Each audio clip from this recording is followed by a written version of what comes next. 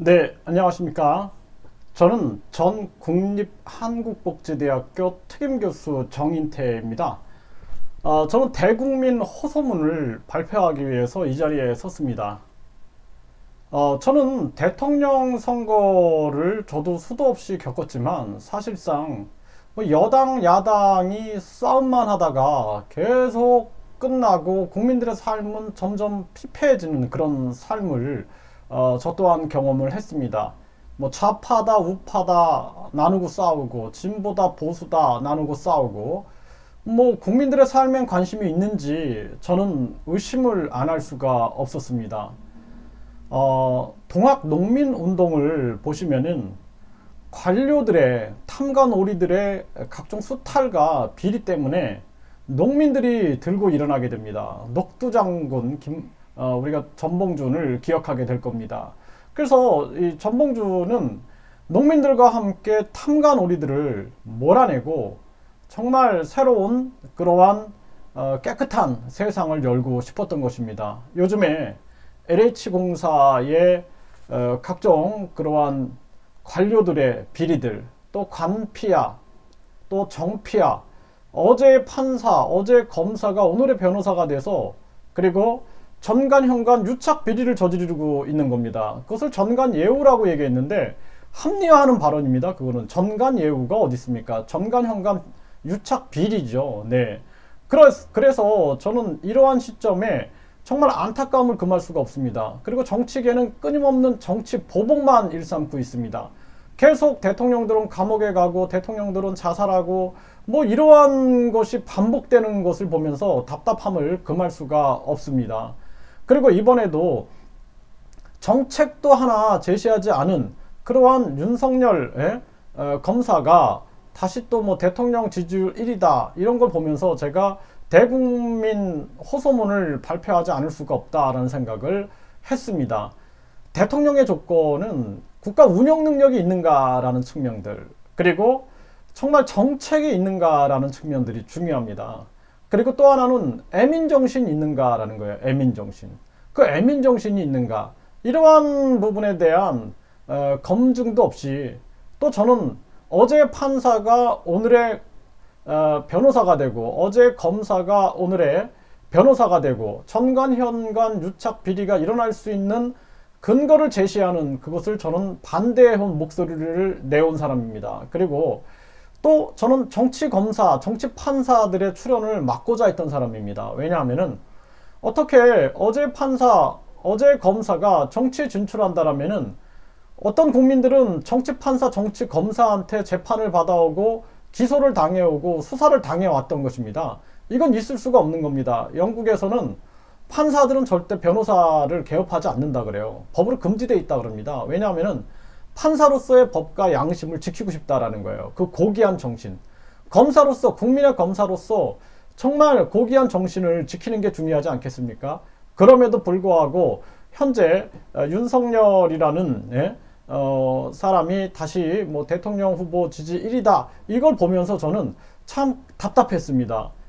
정책도 없고 국정 운영 능력 검증도 안 됐는데 이렇게 되면 계속 또 보복 정치의 수렁으로 빠지게 되고 그러면은 우리는 정치 싸움만 또 구경하다가 우리의 삶은 피폐해질 텐데 지금 시점은 4차 산업혁명이 오고 있습니다.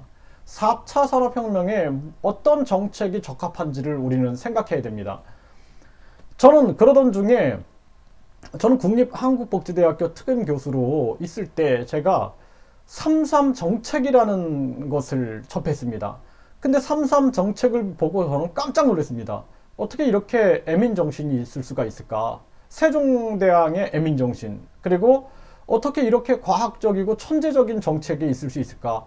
유엔을 판문점으로 옮겨서 대한민국 전쟁을 막겠다든지 국회의원을 100명으로 축소해서 그 돈을 아껴가지고 국민들에게 배당금으로 나눠준다든지 정말 깜짝 놀랐습니다. 이것은 자유민주주의와 시장경제의 완성이고 공유경제의 완성이고 경제민주화의 완성이었습니다. 그래서 저는 이 정책을 제시한 허경영 후보를 지지선언을 했습니다. 그걸 통해서 저는 많은 순환을 겪었어요. 많은 사람들이 뭐 허경영 하면은 뭐 사이비 교주 아니냐, 뭐 미친 사람 아니냐, 뭐 또 허무맹랑한 정책을 제시하는 게 아니냐. 근데 사실상 많은 국회의원들이, 정치인들이 그의 정책을 따라하고 있다라는 거죠. 심지어는 문 대통령까지도 유엔을 판문점으로 옮긴다라는 그런 발언을 함으로써 그거는 허경영 후보가 얘기했던 거 아니냐. 또 안철수 후보는 국회의원 100명으로 축소한다. 그것도 허경영 후보의 얘기 아니었습니까? 또 최근에는 나경원 후보까지 뭐 출산 지원금을 주겠다. 뭐 결혼 지원금을 주겠다. 뭐 이런 식의 그 발언을 해가지고 뭐 나경영이다. 뭐 이런 비판까지 듣지 않았습니까? 그래서 저는 우리가 허경영 후보를 다시 알아봤으면 좋겠다는 생각이 들어요. 그리고 저는 대한민국 신지식인입니다. 대통령 직속 기관에서 선정한 정부 포상 신지식인으로서 저는 정부 부처장관상을 받았어요. 그리고 저는 교육 공무원이었습니다. 그리고 저는 국립춘천교육대학교를 졸업한 저는 그냥 그 평범한 그러한 사람이었습니다. 그런데 제가 왜 허경영 후보를 지지선언했는가? 그리고 저는 이제 뭐 은퇴도 은퇴고 아직 젊었지만 저도 이제 뭐 은퇴도 생각도 하고 뭐 이러면서 저는 작가로 활동을 하고 있었어요. 책을 수십 권을 쓰면서 아마 네이버나 다음에서 정인태 이름으로 검색해 보면 제 1번으로 제 이름이 뜰 겁니다. 인물 검색에서. 그렇게 살았던 사람이 지극히 상식적이고 또 뭐 숙명여자대학교 또 국립강원대학교, 서강대학교, 강남대학교, 뭐 극동대학교, 한국성서대학교 등에서 제가 강의를 해온 사람입니다. 또 제가 전주비전대학교의 개건교수로 있었어요. 그러니까 지극히 평범하면서도 굉장히 상식적인 사람이었는데 이런 사람이 왜 허경영 후보의 3.3 정책을 지지했고 지지선언을 했는가? 왜 미친 사람이라는 얘기를 듣고 무슨 사이비 교주에게 젊은이들을 데리고 가는 사람이다라는 욕을 먹으면서까지 제가 지지선을 했는가?